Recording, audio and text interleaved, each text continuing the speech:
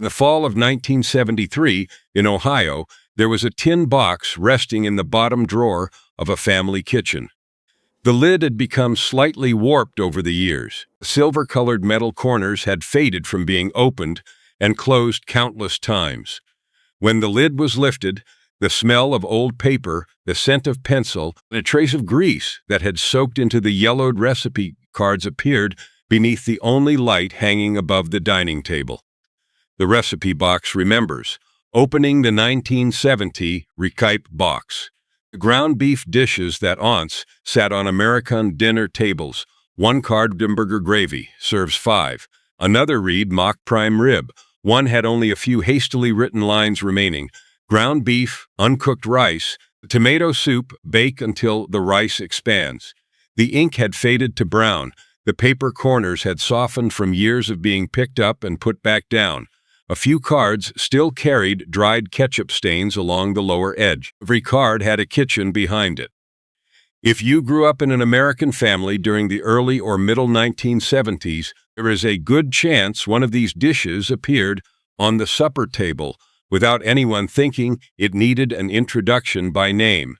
They appeared in community cookbooks, in homemaking magazines, on the back of Bisquick boxes, in school cafeterias, at church basement potlucks, and on plastic-covered tables in working-class households. Then the years passed, and the cards were gradually tucked deeper into the drawer. Ingredients changed. Cooking methods appeared. Some names disappeared before the dishes themselves disappeared. Tonight, 25 cards will be opened again. Each one carries a ground beef dish, a price, a period of time, and a reason it kept appearing again and again on American dinner tables. Some still exist, but in a different form. Some sound unusual, like porcupine rice bake. Some tried to turn 1 pound of ground beef into something that looked more elegant than it really was. And some were so familiar that no one thought to preserve their names. Stories about food written in pencil on grease-stained paper still mean something to you. Stay with this recipe box. There are still many cards beneath the ones on top. There are Pyrex dishes that stayed with that family for many years.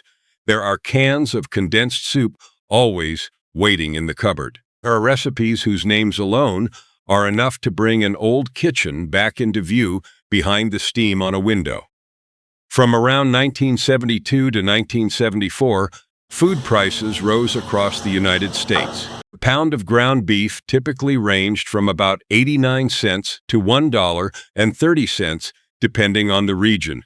Potatoes, white rice, saltine crackers, cream of mushroom soup, and taco kits became familiar companions in the kitchen. Cast iron skillets still sat on the stove. 9 by 13-inch Pyrex baking dishes were still pulled from the cabinet, and ground beef began appearing in countless forms, from gravy and casseroles to meatballs and stuffed cabbage rolls. At number 25 is a dish whose flavor many people still recognize, though they no longer remember its proper name. In the middle of the list will be a dish that combines grape jelly with chili sauce. And near the end, a name will appear that was once very familiar in Ohio but is rarely mentioned today. First, let us open the first card. Across the paper is a streak of ketchup that dried long ago. Beneath it are 3 words written in pencil. Crush the crackers. Dishes that turned 1 pound of ground beef into a complete dinner. Before frozen dinner boxes filled freezer compartments and skillet meal kits appeared on supermarket shelves, many suppers began with very familiar sounds. The sound of Saltine's crackers crumbling in the palm of a hand, the sound of a wooden spoon scraping against the side of an enamel bowl, the sound of beef fat crackling in a cast iron skillet beneath the yellow light of a kitchen. 1 pound of ground beef could follow many different paths. Sometimes it was pressed into a large loaf. Sometimes it was stirred into a thick gravy poured over mashed potatoes. Sometimes it was divided into small portions in a muffin tin, and sometimes it was shaped thick to resemble a steak served on a weekend evening. Dish number 25 is Dutch oven meatloaf with crackers. Around 1973, 1 pound of ground beef typically cost between 89 cents and $1.09. On a formica-covered table, 12 to 16 saltine crackers were crushed and poured into a bowl with ground beef, eggs, milk, and chopped onion. The mixture was thoroughly combined, packed tightly into a Dutch oven and coated with a layer of ketchup on top.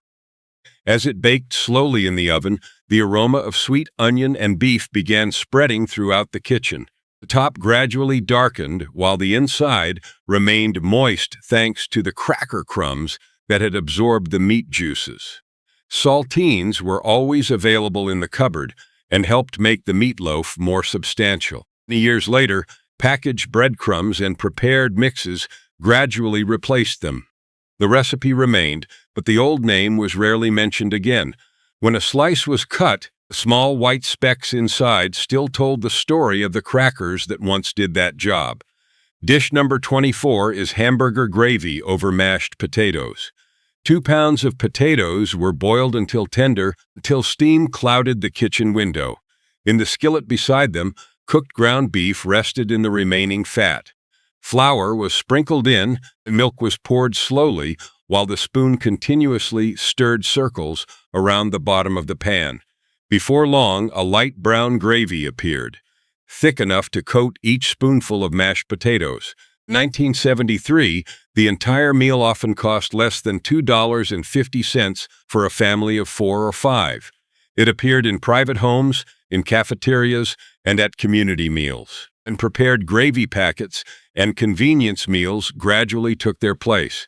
Many people still remember that flavor, but the name of the dish often remained behind in an old recipe box. Dish number 23 is meatloaf muffins. A muffin tin was pulled from the lower compartment of the oven. Instead of packing the meat into one large loaf, the ground beef mixture was divided evenly among the individual cups.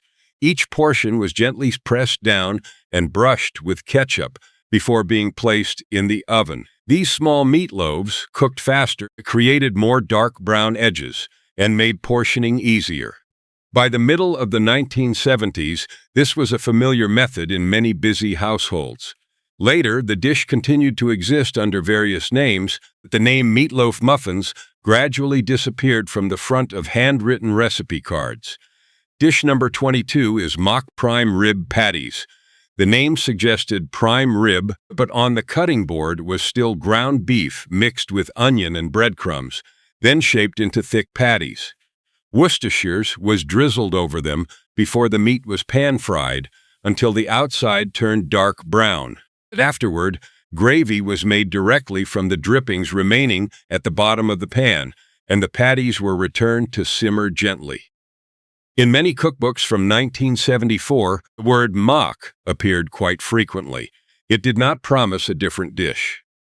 It recorded the way kitchens transformed familiar ingredients into a dinner with a more formal appearance. And newer names such as hamburger steak and Salisbury steak gradually replaced it.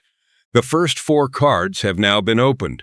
1 pound of ground beef could be packed, stirred, portioned, or shaped in many different ways. But as 9 by 13-inch Pyrex baking dishes began taking center stage in American kitchens, another group of dishes was also preparing to enter this list: the casserole array, dishes that once covered American dinner tables.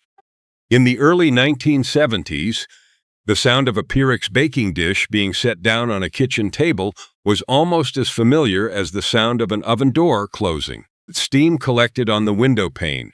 A single light bulb hanging above the dining table cast its glow onto the sauce, gently bubbling along the edges of the dish. In many households from Ohio to Minnesota, the casserole became part of everyday supper. It traveled to potlucks, appeared in church basements, and was placed in the center of the table on weeknights. Ground beef usually rested at the bottom of the dish. What made each meal memorable was the topping above it. Dish number 21 is tater tot casserole.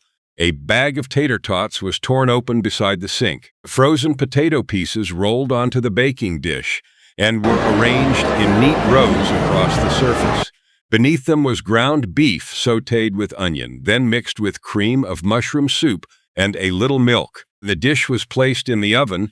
The sauce began heating beneath the layer of potatoes. By the end of the baking process, the top had turned deep golden brown, while the filling underneath bubbled along the glass sides. Around 1973, the entire dish typically cost between $2.25 and $2.75. Children remembered the crispy potato topping. Adults remembered being able to prepare it ahead of time and bake it right before dinner. Many years later, the dish remained present in some parts of the Midwest. The original gradually gave way to newer versions using different ingredients. Dish number 20 is beef and potato casserole. 3 or 4 potatoes were sliced into thin rounds and arranged in layers inside a baking dish. Ground beef, lightly cooked with onion, was placed between the layers of potatoes. Cream of mushroom soup was mixed with milk and poured evenly over the top before aluminum foil was covered over the entire dish. In the oven, the potatoes gradually softened and absorbed the sauce. When the foil was removed during the final minutes, the top began to brown slightly. In 1973, this was one of the familiar ways to stretch a pound of meat using ingredients always available in the kitchen cupboard. Over time, more convenient baked dishes appeared, and the old name was mentioned less and less. Dish number 19 is cowboy casserole. The name brought to mind distant grasslands, yet the ingredients came from suburban supermarket shelves. A can of corn was opened. The ground beef was cooked with onion and then mixed with tomato sauce. That mixture was spread across the baking dish before a topping made from Bisquick, mixed with milk, was spread over the surface. In the oven, the topping turned golden and rose slightly, while the filling underneath remained moist thanks to the sauce and corn kernels. Around 1974, this dish appeared in many family recipe notebooks. Later, the name cowboy casserole was applied to so many different variations that the original version gradually blended into other recipes. Dish number 18 is cheeseburger pie. No one rolled dough across the countertop. There was no pastry crust carefully crimped around the edges. Ground beef cooked with onion was spread across the bottom of a pie dish. Cheddar was sprinkled on top. Then a mixture of Bisquick, milk, and eggs was beaten together and poured directly into the pan. In the heat of the oven, the batter set around the meat layer and created the shape of a pie in a way unique to that era. Around 1975, this dish appeared in many advertisements and recipe leaflets included with packaged products. As faster options flooded American kitchens, the name cheeseburger pie gradually retreated into the background among yellowed recipe cards. 4 baking dishes have now been removed from the oven one by one. Some were covered with crisp, golden potatoes. Some were topped with tender potato slices. Some carried a lightly browned Bisquick crust along the edges. Some took the shape of a pie. The next dishes will leave the baking dish behind and return to where everything began, a skillet on the stove and a dinner decided in far less time. The one-skillet dishes that once appeared in millions of kitchens around 1974. In many American kitchens, the sound of a metal spoon scraping across the bottom of a skillet often came before the call to gather at the table. Ground beef was browned first, then rice. Vegetables, or leftover cooked rice, were added one after another to the same skillet. Meat fat coated each grain of rice, heat softened the vegetables, and the aroma of onions browned at the edges drifted all the way into the hallway. Those dinners were decided right on the stovetop, with a single skillet and whatever was already waiting in the cupboard. Dish number 17 is beef and rice skillet. 1 cup of uncooked rice was poured directly into a skillet of ground beef already cooked with onion and celery. The rice was stirred through a thin layer of fat and then covered with canned tomatoes and broth. The lid was closed, keeping the steam inside until the rice became tender and absorbed the flavor of the meat. Around 1974, the entire skillet typically cost between $1.50 and $2.25. Later, boxed skillet meals performed the same task more quickly. The name beef and rice skillet gradually disappeared from handwritten recipe cards. Dish number 16 is beef and cabbage skillet. Cabbage was sliced thin and added by the handful. At first, leaves rose above the rim of the skillet. Just a few minutes later, they collapsed into the beef fat and onion juices, gradually softening beneath the heat. Worcestershire was added near the end, giving a deep savory aroma over the cabbage that had nearly cooked down. The dish was once popular because cabbage kept well and absorbed the flavor of meat exceptionally well. As people became accustomed to vegetables that were crisper and more colorful, this style of soft skillet dish gradually appeared less often. Dish number 15 is ground beef fried rice. 3 cups of leftover cooked rice were broken apart with a spoon. The cooked ground beef was pushed to one side of the skillet. Eggs were scrambled in the space, and then the rice, frozen vegetables, and soy sauce were stirred together until the rice became dry and separate. Around 1976, this was how many American families brought a new flavor into the kitchen using familiar ingredients. As Chinese takeout became more common, this home version made with ground beef was gradually left behind. Dish number 14 is hamburger stew. The lid of the pot rattled gently over low heat. Inside, ground beef broke into small pieces among potatoes, carrots, celery, and tomatoes. Every ladleful contained meat, vegetables, and hot broth. Hamburger stew cooked more quickly than stews made with chunks of meat and often developed a richer flavor after a night in the refrigerator. Over time, it blended with hamburger soup and vegetable beef soup to the point that the old name rarely stood on its own anymore. Those skillets still relied on rice, potatoes, cabbage, and tomatoes. By the middle of the 1970s, a box of taco kit had begun standing out on supermarket shelves, pulling ground beef into a group of dishes with entirely different colors and flavors. Suburban Tex-Mex, dishes that once made dinner feel new. Around 1975, a taco kit cost less than 80 cents, could change the appearance of an entire supper table. Crispy taco shells were arranged in rows on a plate, yellow cheddar sat in a small bowl, iceberg lettuce was shredded into thin strips, and the orange-red seasoning packet coated the ground beef in the skillet. After so many dishes marked by the brown color of gravy and the cream color of condensed soup, the sound of a taco shell cracking beneath someone's fingers signaled a completely different kind of dinner. Dish number 13 is suburban American-style beef tacos. Ground beef was cooked through, drained of excess fat, then sprinkled with taco seasoning and a little water. The sauce thickened and clung to every piece of meat. Each person filled a crispy shell with the meat mixture, then added tomatoes, lettuce, cheddar, and salsa. From 1972 to 1975, the entire meal typically cost about $2.25 to $3. That version belonged to suburban American kitchens. Taco kits and television commercials turned taco night into a weeknight ritual. Today, soft tortillas and many different fillings have become more common, while crispy shells and yellow cheddar remain traces of that era. Dish number 12 is taco casserole. Corn chips were crushed into pieces and spread across the bottom of a baking dish. Seasoned ground beef, refried beans, and cheddar were layered on top. Once removed from the oven, tomatoes and lettuce were added to preserve their freshness. The dish was easy to bring to a potluck and easy to serve in large portions, but the chips quickly softened as they absorbed the sauce later. Taco salad, nachos, and layered dip gradually took its place, while the name taco casserole continued to exist in countless different versions. Dish number 11 is beef enchilada casserole. Corn tortillas were torn or layered inside a Pyrex dish with ground beef, beans, cheddar, and canned enchilada sauce. The edges of the sauce bubbled, the tortillas softened beneath the layer of melted cheese.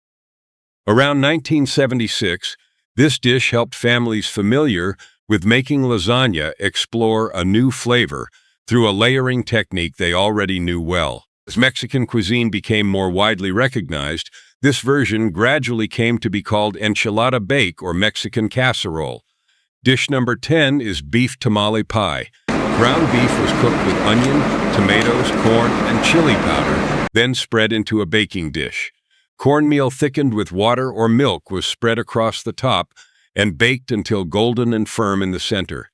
The name referred to tamales, but the dish contained no corn husk-wrapped pastries at all. It was the way American kitchens transformed a new flavor into a savory pie that could be served with a large spoon. As tacos, burritos, and enchiladas became more familiar, tamale pie gradually lost its distinct place. The Tex-Mex group concludes with the red color of sauce, the yellow color of cornmeal, and the sound of chips breaking beneath a spoon. Beginning with dish number 9, ground beef will leave the taco kit shelf behind and enter the immigrant kitchens of Cleveland, Detroit, and Pittsburgh, where paprika, sour cream, and cabbage still carried traces of an old homeland. The ground beef dishes that carried the memories of immigrant families. In a working-class kitchen in Cleveland in 1973, beside a package of ground beef from the supermarket, stood a jar of paprika that was nearly empty. A small container of sour cream sat next to a wooden cutting board, darkened by years of use. And the wall calendar was an American city, but the aroma spreading from the stove belonged to a place much farther away. The dishes in this section had crossed oceans with families and gradually changed to fit what was available on local store shelves. Recipe number 9 was beef paprikash.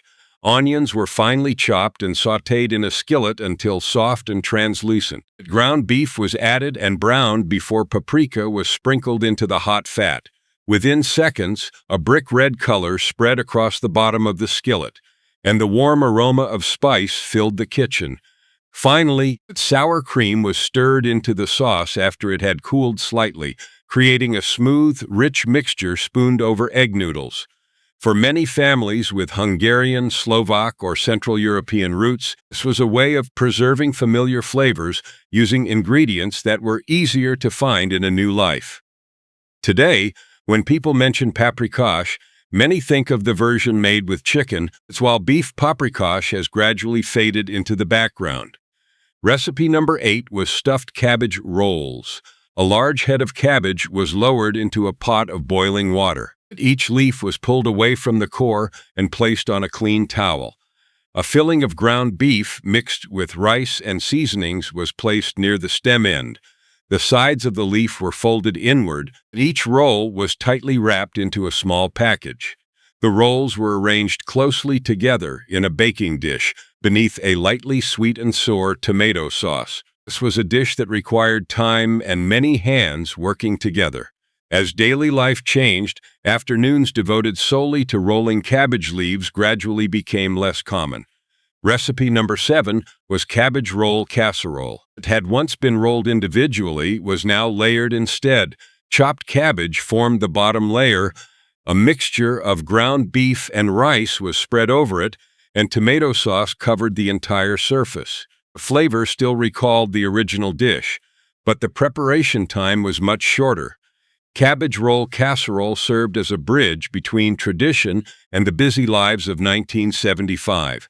Gradually, it became caught between two worlds, neither entirely the classic dish nor fully one of the new convenience foods. Recipe number 6 was stuffed kohlrabi.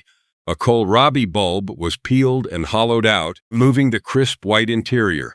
A filling of ground beef, rice, onions, and paprika was packed into the cavity before the stuffed vegetables were arranged in a pot and slowly braised in broth or tomato sauce. In many immigrant neighborhoods around Detroit and Pittsburgh, kohlrabi once grew in small backyard gardens.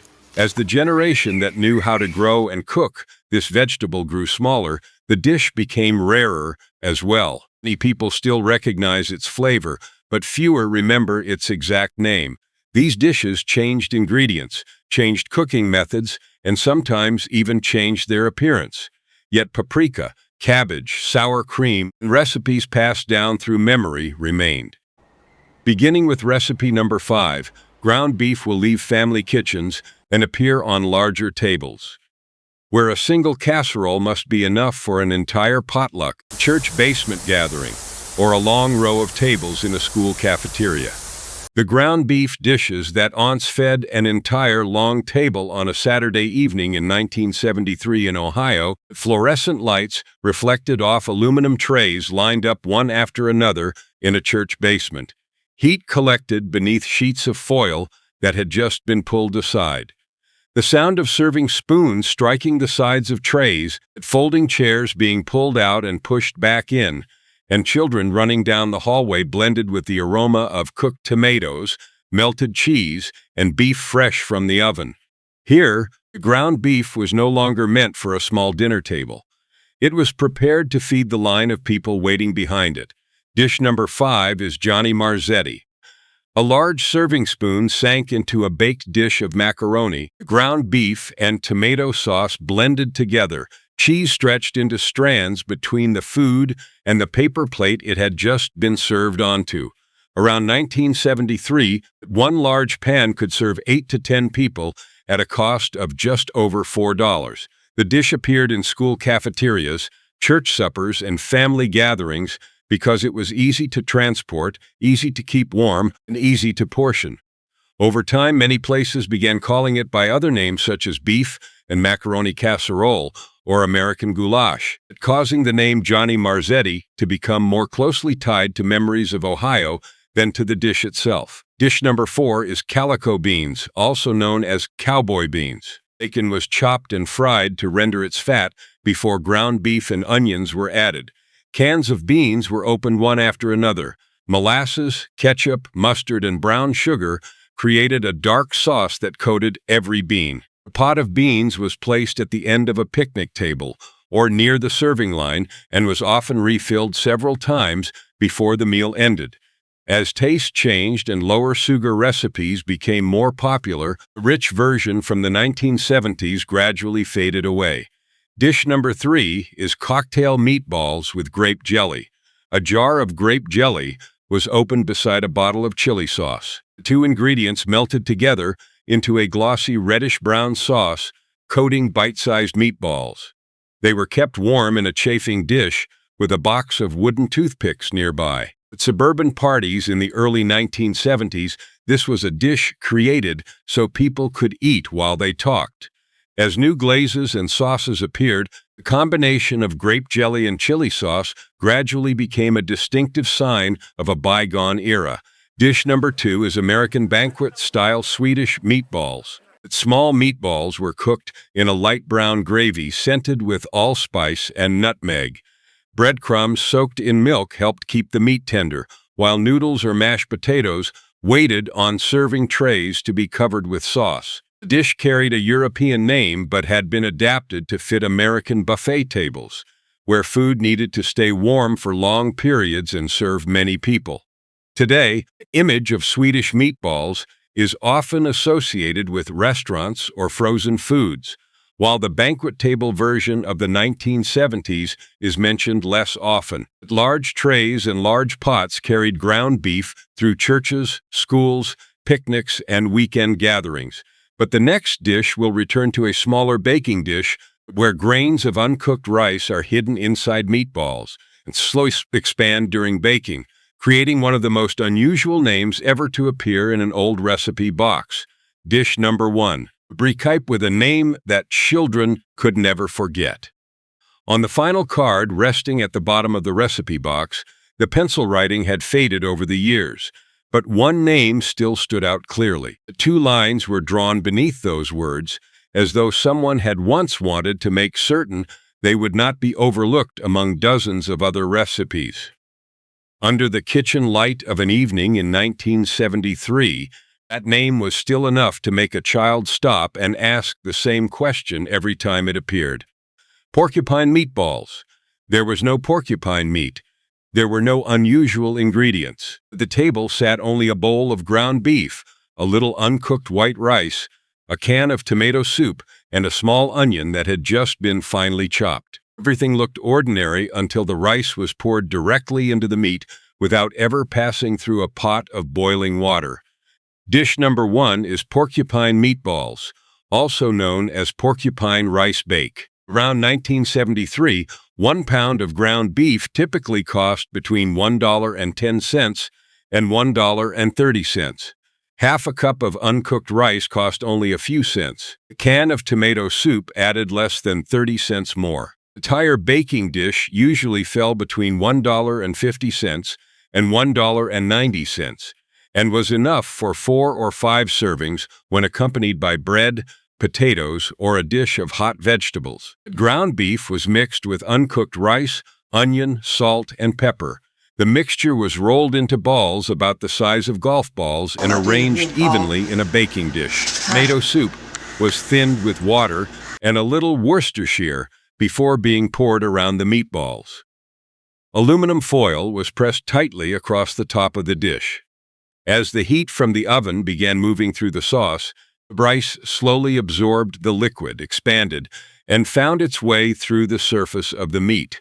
By the end of the baking time, when the foil was removed, tiny white rice tips appeared all over the meatballs. Beneath the thickened tomato sauce, they looked like soft quills.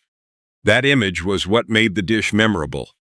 A child saw a familiar animal in a dinner meal. An adult saw a way to turn 1 pound of ground beef into more servings using ingredients already available in the cupboard.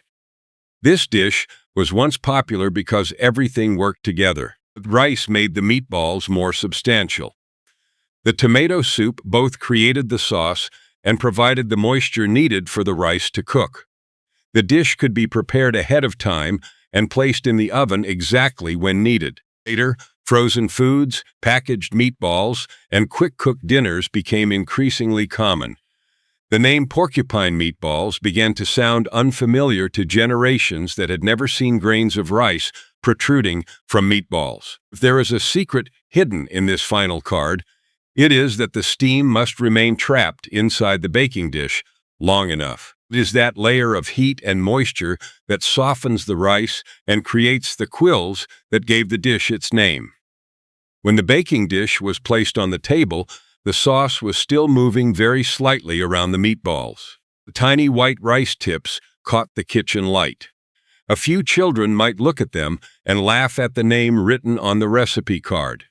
Many years later, most of what had been present on that dinner table might have changed. The baking dish might be gone. The kitchen might have been remodeled. The card might have rested untouched in a drawer for many years. But all it takes is seeing those tiny grains of rice protruding from the meat beneath the tomato sauce, and many people immediately recognize the dish. And that is perhaps what every forgotten recipe hopes to achieve, leaving behind an image clear enough to be remembered long after dinner has ended. Why did these 25 dishes gradually disappear? At some point during the late 1970s, a recipe box was still sitting in the kitchen, but it was opened less often than before. The change did not happen in a single day. There was no evening when every family decided at once to stop making meatloaf with saltines or to skip porcupine meatballs. It happened more slowly than that. A recipe card was set down after being read. The recipe was not copied again. A new dinner appeared on the table. Then the years passed, and people still remembered the flavor of the dish but could no longer remember its exact name. In some kitchens, the dish remained, but the name changed. The card labeled Mock Prime Rib Patties was gradually replaced by names such as Hamburger Steak or Salisbury Steak. Johnny Marzetti appeared under simpler names. Beef and rice skillet blended into other ground beef and rice skillet dishes. The recipe continued to live on, but the traces of its era slowly faded from its name. After a few generations, many people still recognized the food on the plate, but no longer realized they were looking at a recipe that had once been very familiar during the 1970s. In other kitchens, the change came from supermarket shelves. A box of Hamburger Helper was placed beside the ingredients that had once been used to cook meals from scratch. Frozen meatballs appeared in freezer compartments. Frozen dinners sat beside ice cream and frozen vegetables.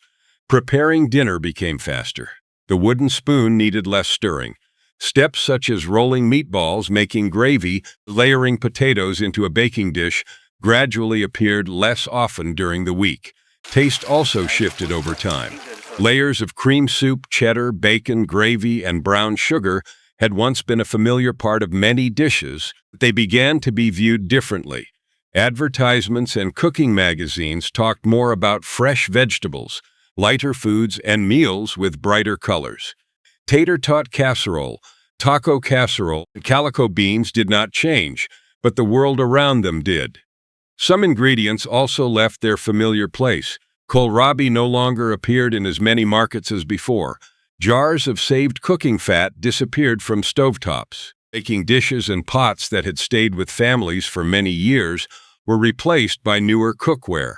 At the same time, handwritten recipe boxes gradually gave way to cookbooks, magazines, and later to other sources of recipes.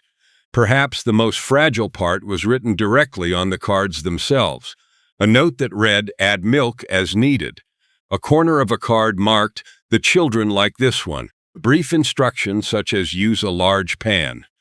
The person who wrote those words understood exactly what they meant. But many years later, the person opening the card again might no longer know which pan was being referenced or how much milk was considered enough. So these 25 dishes did not truly disappear. They gradually moved into the background as kitchens changed, as names changed, and as the people who understood those recipe cards were no longer standing beside the stove. All it takes is one person opening the recipe box again, reading the old handwriting, and buying those familiar ingredients one more time. The distance between the present and a dinner from the 1970s may be far shorter than anyone imagines. Conclusions. When the rekype box is closed again. On a late autumn evening in the 1970s, after supper had ended, and the sounds of dishes gradually faded from the kitchen, the recipe box still sat open on the table. The yellow light shone down on the yellowed recipe cards. One card carried the faint circular mark of a coffee cup that had once rested on it. Another held an old ketchup stain near the edge of the paper. One card was written in two different styles of handwriting, as though one person had continued the work of another. On the stovetop, the last traces of warmth still remained in the skillet that had once held paprika and onions. In the oven, a dish of porcupine meatballs had not been removed very long ago. Tomato sauce still clung to the sides of the baking dish. Tiny white grains of rice protruded from the meatballs beneath the gentle light of the room. After traveling through 25 dishes, what remains is often not the entire recipe.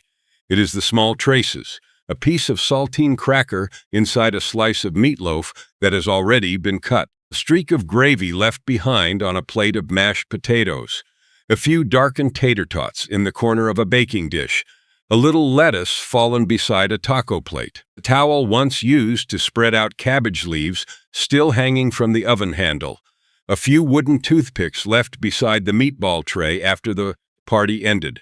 A single detail like that can bring back an entire dinner. Throughout the 1970s, ground beef appeared in many different forms. It was packed into meatloaves, rolled into small meatballs, stirred into gravy, mixed with rice, layered between potatoes, wrapped in cabbage leaves, or covered beneath a golden layer of cornmeal. The same ingredient appeared in many forms, yet each kitchen created a dish with its own shape and its own rhythm of life. The recipe box preserved more than cooking instructions. Along the edge of one card might be a handwritten note, "Use less salt."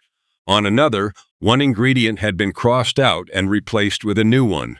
One corner of a card might contain only a few simple words such as, "The children like this one." Those notes rarely appeared in cookbooks. They appeared because the dishes had actually been cooked, adjusted, and placed on the table many times. Perhaps you recognized one of the dishes on this list. Perhaps your family called it by a different name. Perhaps somewhere in a drawer there is still a recipe box that has not been opened in many years. If you come across cards like those, look more closely at the handwriting in the margins, the faint grease stains, the erasures, and the brief notes. Many stories are still waiting there. When the baking dish has been washed, when the stovetop has cooled, and when the recipe box is closed again, Dinner may seem to have passed, but the food often remains longer.